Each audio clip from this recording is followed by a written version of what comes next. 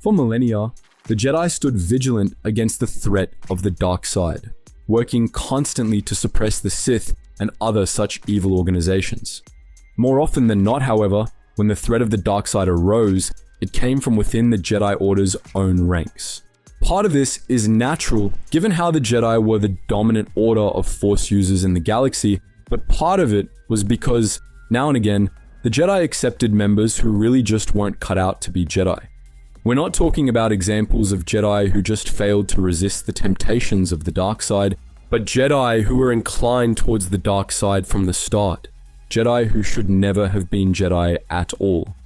In this video, we'll be discussing 3 such cases.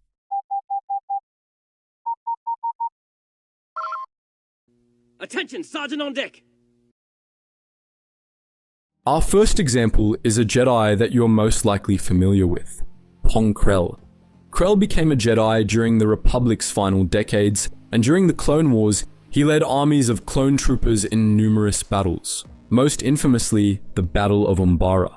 On Umbara, Krell's treatment of the troops under his command ranged from simply callous to downright sadistic. He made it clear that he didn't see the clones as people, and regularly dispatched them on suicidal missions.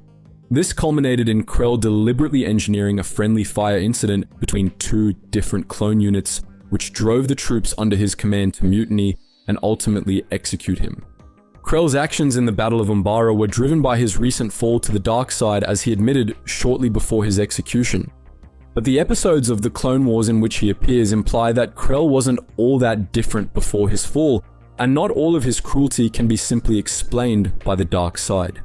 Even before Umbara, units under Krell's command had the highest casualty rates in the entire Grand Army of the Republic, which suggests that even before he fell to the dark side and started trying to lose on purpose, he was already accustomed to the sort of suicidal tactics and disdain for his men that he showed on Umbara. What's more, Krell's inhumane treatment of his soldiers isn't something that can be explained away by his fall to the dark side. Krell clearly didn't see the clones as real people, and given the aforementioned high casualty counts for units under his command, it seems that he developed this prejudice long before his fall. Though the dark side would have made Krell more overtly malicious in the treatment of his troops. In any event, that sort of prejudice, as well as the disregard for sentient life that Krell displayed in his earlier battles, was unbecoming of a Jedi. Not seeing sentient beings as real people is bad enough, but casually throwing lives away is even worse, and given that Jedi are supposed to protect and nurture life in the universe, it runs counter to everything the Jedi believed. We may not know the full story of Pong Krell, but what we do know is enough to show that he should never have been a Jedi. Our next Jedi is much older and much more obscure. Raana Tey. Tey was a member of the Jedi Covenant, a cult within the Jedi Order that was hell-bent on preventing the return of the Sith at all costs. Tey, together with 4 other Covenant members, was stationed on Taris just prior to the outbreak of the Mandalorian Wars, where each of them took on Padawans for training. While training their Padawans on the Rogue Moon, however, Tey and the others had a vision that showed that one of their Padawans would kill the 5 of them. Fearing that this Padawan would bring about the return of the Sith, Tey and the others conspired to murder the Padawans before the prophecy could come to pass. When one of the apprentices, Zane Carrick, escaped the Padawan massacre, Tey and the others framed him for the slayings and pursued him across the galaxy, only for their own efforts to bring the Rogue Moon prophecy to pass, leading to the deaths of each of them.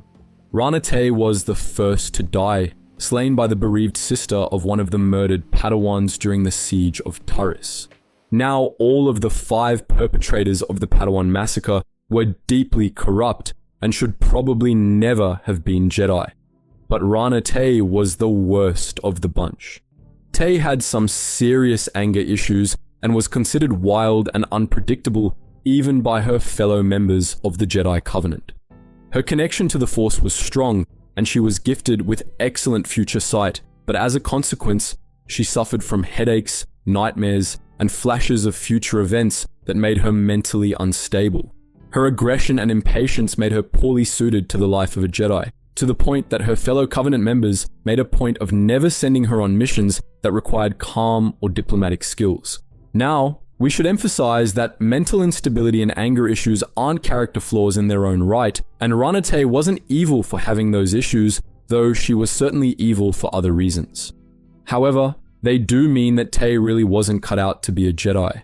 Even if she hadn't been part of the Jedi Covenant, it was only a matter of time before she fell to the dark side, given her unchecked aggression, deep-seated rage, and how easy it was for her to go berserk. Ironically, given her hatred of the Sith, she would have been an excellent disciple of the dark side. Dark emotions came easily to her, and when sufficiently enraged, she could match a Sith marauder for sheer ferocity in combat. She even demonstrated the more subtle skills of deception and manipulation that defined the greatest of Sith Lords.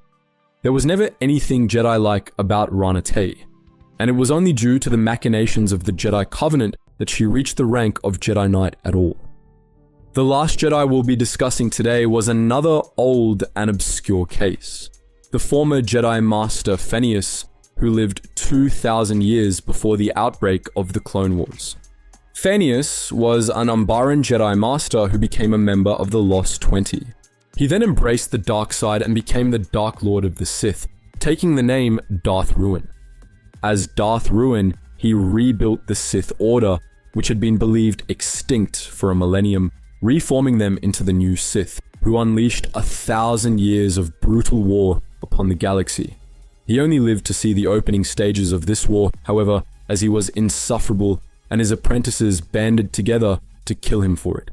Even before he fell to the dark side, however, Phanius was always one of the Order's more heterodox masters, to the point that he really should have been kicked out of the Jedi Order much earlier. Phanius was a solipsist. He believed that the self was all that anyone could ever be certain existed, and in time, he came to believe that he was the only person that was actually real, while the entire rest of the world was all in his head, an illusion that he created for himself. He was reprimanded by the Jedi Council several times for teaching these ideas, but they still allowed Phanius to reach the rank of Master, and they never kicked him out of the Order. Rather, he left himself after it became apparent that the Jedi Council would never accept his philosophy. It's a bit of a mystery why the Jedi Council put up with Phanius for so long. Solipsism is entirely incompatible with Jedi teachings, and it's historically been associated with the dark side. His belief that he could never be certain that anyone apart from himself was truly real prevented him from caring about anyone or anything else, and after he left the Jedi, he quickly developed a superiority complex so extreme that even the other Sith found it unacceptable. Phanius's beliefs were rightfully considered heresy by the Jedi, and so it's a wonder that he even made it to the rank of Jedi Knight. Never mind Jedi Master. He should have been removed from the Order when his solipsism became evident, but unfortunately for the galaxy, he wasn't. So that's our look at 3 Jedi who really weren't cut out for the Order. But what do you think? Would you like to see videos on other Jedi like this who didn't make the cut for this video? Feel free to post your thoughts in the comments below.